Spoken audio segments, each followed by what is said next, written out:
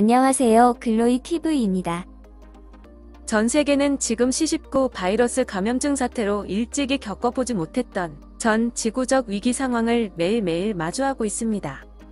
아직도 종식되기까지 언제가 될지 가늠할 수 없는 긴 시간이 남아있으며 일각에서는 종식되지 않고 계절병처럼 인류의 근거리를 떠돌게 될 수도 있다는 예측이 나오고 있습니다.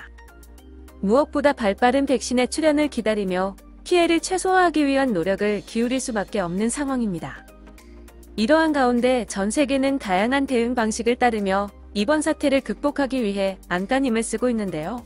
대체로 4가지 모델로 나뉘어집니다. 첫째는 중국형 모델입니다. 중국은 뒤늦게 사실을 공개한 후 중앙정부의 주도하에 대대적으로 군사작전식 봉쇄와 통제로 한 도시와 한 성을 완전히 외부와 격리했습니다.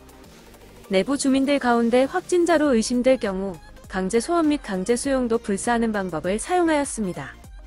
사태의 확산 이후 검사의 범위는 넓고 빨랐지만 정보는 투명하지 않았고 통계의 신뢰성에 의문이 든다는 특징이 있습니다. 이러한 꼼짝 말아식 모델 방식을 따른 국가로는 이란, 인도, 북한과 러시아, 베트남 등이 있는데요. 이 국가들의 특징은 현재 사회주의이거나 사회주의 문화가 남아있는 곳입니다. 또한 광범위한 의료체계도 부족합니다. 두 번째는 영국형 모델입니다. 영국은 앵글로색슨 특유의 강한 자가 이기고 이기는 자가 강하다라는 다소 살벌해 보이기까지 하는 자유방임적 사고방식을 방역대책에 적용한 경우입니다. 바로 집단면역을 말하는데요. 이는 구성원 대부분이 질병에 걸려서 면역을 갖게 되면 바이러스의 파괴력도 떨어질 것이다. 그러니 바이러스를 막자고 호들갑을 떨지 말고 평상시처럼 생활하는 게 효과적이다. 라는 방식으로 시간이 약이다 방식이라고 해도 과언이 아닌 것 같습니다. 이 모델은 생물학적인 인간의 면역력을 높이 신뢰함으로써 나올 수 있는 대응 방식인데요. 방역 대책 차원에서는 특별히 할 것이 없는 셈입니다. 그런데 이 방식에는 치명적인 단점이 있습니다. 바로 인류가 집단 면역을 갖기까지 예측할 수 없는 규모의 환자와 사망자의 발생을 고스란히 감수해야 한다는 것입니다. 이러한 시간이 약이다 방식을 따르던 국가는 지구상의 영국과 스웨덴 단 2곳이었는데요. 안타깝게도 두 나라는 최근 치솟는 확진자와 사망자의 발생으로 발등에 불이 떨어져 집단 면역 정책을 철회하며 이 모델식 방역은 실패로 끝났습니다. 다음은 한국형 모델입니다. 이는 두 모델들과는 다른 전혀 새로운 차원의 방역 모델로 방역 효과는 크고 부작용은 작아 전 세계의 많은 국가가 관심을 가지고 주시하는 모델로서 상당히 주도면밀형 방식입니다. 한국식 모델은 정부가 개인 활동을 강제 제한하지 않았고 국민들은 자발적 시민의식으로 사회적 거리두기를 실천했습니다. 대규모로 신속하게 진단 및 검사를 하며 정보는 투명하고 신뢰도 또한 높습니다.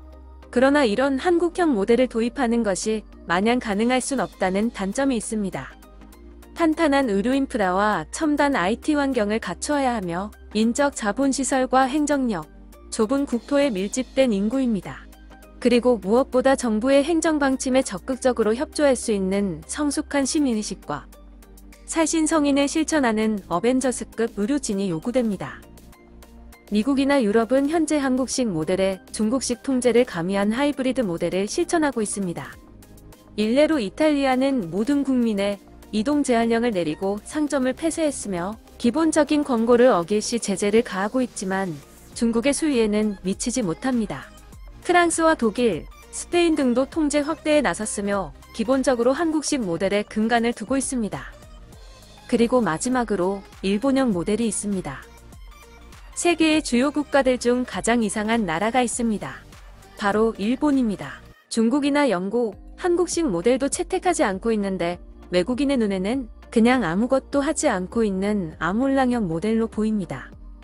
웬만하면 아무것도 하지 않고 보지도 듣지도 않는다.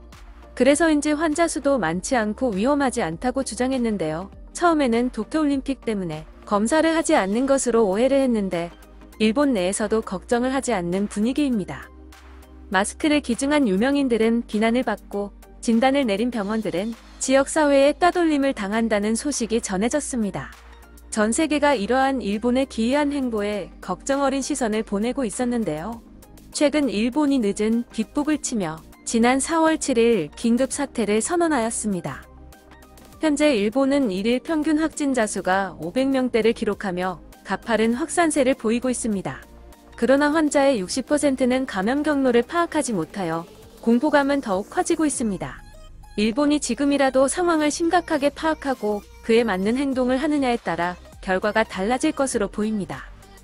오늘은 C19 바이러스 방역 대책의 다양한 방역 모델 방식에 대해 이야기 나누어 보았습니다. 전 세계가 바이러스 확산세로 힘겨운 터널을 지나는 중입니다. 아직도 이 힘겨운 싸움이 언제 종식될지 그 끝을 가늠할 수 없는 상황입니다. 하루빨리 치료제와 백신이 개발되어 평범하고 행복한 일상으로 돌아가길 바라봅니다. 오늘도 끝까지 시청해주셔서 감사합니다. 오늘 하루도 즐겁고 행복한 시간 보내세요.